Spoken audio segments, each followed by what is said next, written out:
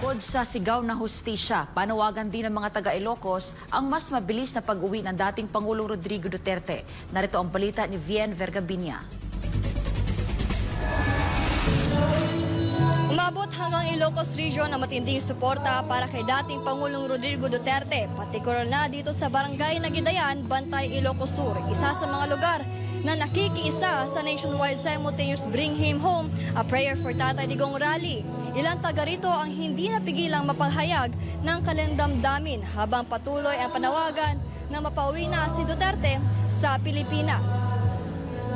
Ramdam sa Ilocos Region ang matinding suporta at pagmamahal para kay dating Pangulong Rodrigo Duterte, lalo na sa Barangay Nagidayan sa Bantay, Ilocos Sur.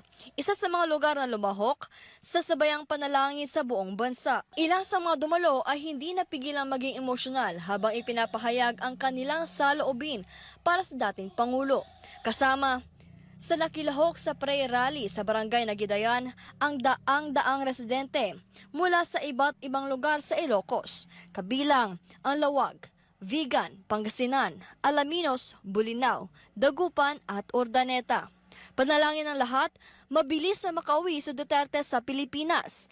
Napakasakit para kay Aling Nonet Bucaneg Domicio, residente ng La Union, ang sinapit ng dating Pangulo na kasalukuyang nakulong sa Netherlands. Si Domicio, isang dating cancer patient, ay nagpasalamat sa anak ni Duterte na si VP Sara Duterte na tumulong sa kanyang pagpapagamot. Pamagitan ng kanyang anak si Vice President Sara Duterte, natulungan niya ako bilang pinansyal na pinakaloob niya sa akin nung nakaraan na nangangailangan akong pinansyal sa pagkemo ko noong 2021.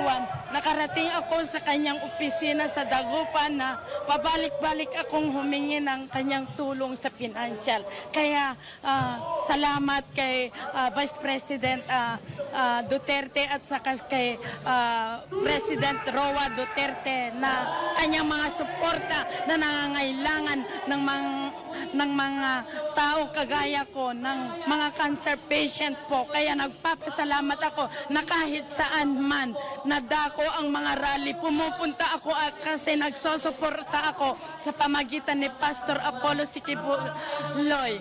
Kaya nagpapasalamat ako na kailangan na umuwi na si President Roa Duterte. Kaya yun po, maraming salamat.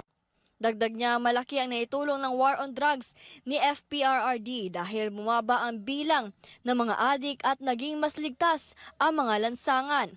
Masakit din para kay Dan Chan, isang political vlogger na ang tao